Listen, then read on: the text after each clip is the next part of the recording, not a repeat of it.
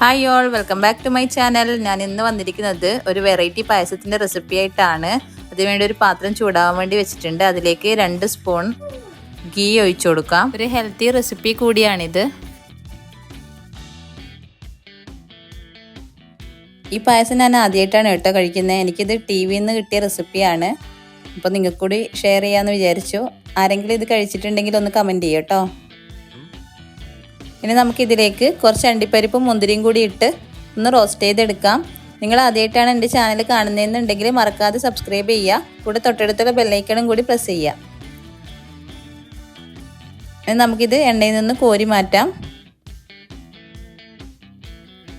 Variety ആയിട്ടുള്ള കുറച്ച് ingredients വെച്ചിട്ടാണ് ഞാൻ ഈ പായസം ഉണ്ടാക്കി എടുക്കുന്നത്. നിങ്ങൾക്ക് തീർച്ചയായിട്ടും ഇഷ്ടപ്പെടും. റെസിപ്പി കണ്ടപ്പോൾ അത്ര അടിപൊളിയാവുമെന്നൊന്നും വിചാരിച്ചിട്ടില്ല, പക്ഷേ നല്ല ടേസ്റ്റി ആയിട്ടുണ്ട്. ഒരു പ്രഥമൻ കഴിക്കുന്ന അതേ ഒരു ഫീല് നമുക്ക് ഈ പായസം കഴിക്കുമ്പോൾ കിട്ടുന്നുണ്ട്. അപ്പോൾ നിങ്ങളെല്ലാവരും ട്രൈ ചെയ്ത് നോക്കുക.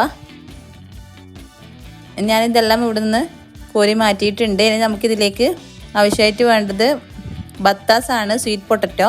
അപ്പോൾ അത് ഇതിലേക്ക് ഇട്ട് കൊടുക്കാം. എന്നിട്ടൊന്ന് ചെറുതായിട്ടൊരു ഗോൾഡൻ കളർ ആവുന്നത് വരെ വഴറ്റിയെടുക്കാം. 1 കപ്പ് ബത്താസാണ് ഞാൻ ഇട്ട് കൊടുത്തിട്ടുള്ളത്. ഇതുപോലെ ചെറുതായി കട്ട് ചെയ്തിട്ട് ഇട്ട് കൊടുത്തതാണ്. ഈ ഒരു നെയ്യിൽ തന്നെയാണ് ഞാനിത് ചെയ്തെടുക്കുന്നത്. നമുക്കിതൊരു 5 മിനിറ്റ് അടച്ചു വെച്ച് കുക്ക് ചെയ്തെടുക്കാം. ഓവറായിട്ട് വേവേണ്ട ആവശ്യമില്ല. ബാക്കിയുള്ളത് ചെയ്യുന്ന സമയത്ത് ഇത് വെന്തോളും. അപ്പോൾ നമുക്കിത് ഏകദേശം പ്രിപ്പയർ ആയിട്ടുണ്ട്. ഇനി അടുത്തതായി നമ്മൾ ഇതിലേക്ക് നേന്ത്രപ്പഴമാണ് ഇട്ട് കൊടുക്കുന്നത്. 2 നേന്ത്രപ്പഴം ഞാൻ ഇട്ട് കൊടുത്തിട്ടുണ്ട്. ഒരു മീഡിയം സൈസ് മീഡിയം പഴുപ്പുള്ള നേന്ത്രപ്പഴമാണ് ഞാൻ ഇതിൽ ഇട്ട് കൊടുത്തിട്ടുള്ളത്. നമുക്കിതൊന്ന് വഴറ്റിയെടുക്കാം. എന്നെപ്പോലെ ഇളക്കി കൊല്ലേണ്ട ആവശ്യമൊന്നുമില്ല, ജസ്റ്റ് ഒന്ന് ഇളക്കി കൊടുത്താൽ മതി.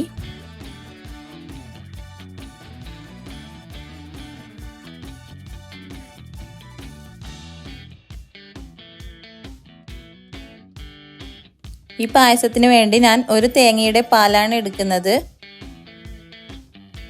അതിനെ നമുക്ക് 1-ാം പാല് 2-ാം പാല് ഇങ്ങനെ മാറ്റി വെക്കാം. അതിൽ 2-ാം പാല് ഒഴിച്ച് നമുക്കിതൊന്ന് തിളപ്പിച്ചെടുക്കണം. 2-ാം പാൽ ഏകദേശം 2.5 കപ്പോളം ഉണ്ടായിരുന്നു. അത് ഞാൻ ഇതിലേക്ക് ഒഴിച്ചു കൊടുക്കുന്നുണ്ട്. ഇനി നമുക്കിത് തിളപ്പിച്ചെടുക്കാം.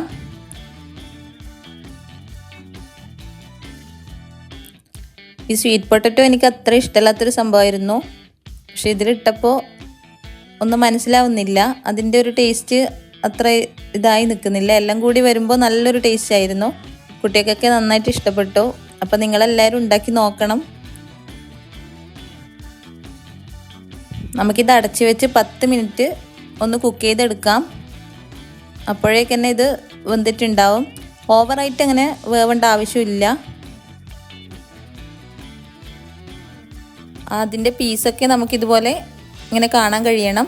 നന്നായി അടിഞ്ഞു പോവാതെ നോക്കുക. ഇത് നന്നായിട്ട് തിളക്കുന്നുണ്ട്. ഇനി നമുക്ക് അടുത്തതായി ഇതിലേക്ക് 1/2 കിലോ വെല്ലം ഇതുപോലെ കുറച്ച് വെള്ളം ചേർത്ത് ഉരുക്കിയെടുത്ത് അരിച്ചത് ഒഴിച്ചു കൊടുക്കാം.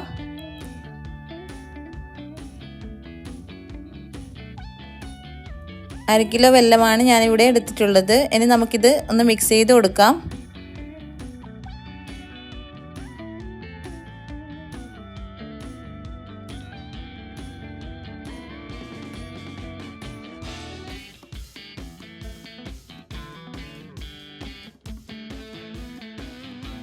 ഇനി നമുക്കിതിലേക്ക് 5-6 അല്ലി ഏലക്ക ഇതുപോലെ കുത്തി ഇട്ട് കൊടുക്കാം.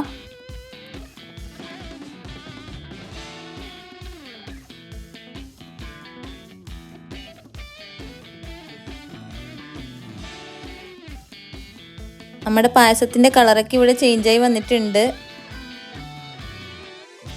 ഒന്ന് കുറുകി വന്നിട്ടുണ്ട്. ഇനി നമുക്കിതിലേക്ക് ഒരു നുള്ള് ഉപ്പിട്ട് കൊടുക്കാം. മധുരം ബാലൻസ് ചെയ്യാൻ വേണ്ടിയിട്ടാണ് ഉപ്പിട്ട് കൊടുക്കുന്നത്. ഉപ്പിട്ടിട്ട് നമുക്ക് മിക്സ് ചെയ്ത് കൊടുക്കാം. ഇനി അടുത്തതായിട്ടുള്ള ഒരു സ്പെഷ്യൽ ഇൻഗ്രീഡിയൻ്റ് ആണ് ചൊവ്വരി. ചൊവ്വരി ഞാൻ അരമണിക്കൂർ കുതിർത്തതിന് ശേഷം ഒന്ന് വേവിച്ചെടുത്തതാണ്. ചൊവ്വരി നല്ല മുത്തുപോലെ തന്നെ ഉണ്ട്. പായസം കാണാൻ തന്നെ ഇപ്പം നല്ലൊരു ഭംഗിയുണ്ട്.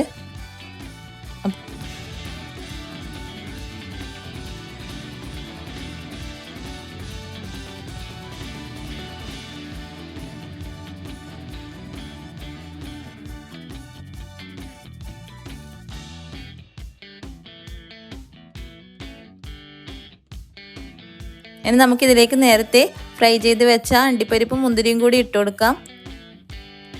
പിന്നെ ലാസ്റ്റായിട്ട് നമ്മൾ ഒന്നാം പാൽ ഒഴിച്ചു കൊടുത്തിട്ടില്ല. നമ്മളത് ഏറ്റവും ലാസ്റ്റാണ് ചെയ്ത് കൊടുക്കുന്നത്. ഒന്നാം പാൽ ഒഴിച്ചതിന് ശേഷം നമുക്ക് ഈ പായസം അടച്ചു വെക്കാം. നല്ല ടേസ്റ്റി ആയിട്ടുള്ളൊരു റെസിപ്പിയാണിത്. നിങ്ങൾക്ക് എല്ലാവർക്കും ഇഷ്ടപ്പെട്ടെന്ന് വിചാരിക്കുന്നു. ഇഷ്ടപ്പെട്ട് കഴിഞ്ഞാൽ തീർച്ചയായിട്ടും ലൈക്ക് ചെയ്യുക, ഷെയർ ചെയ്യുക, സബ്സ്ക്രൈബ് ചെയ്യുക. Thanks for watching.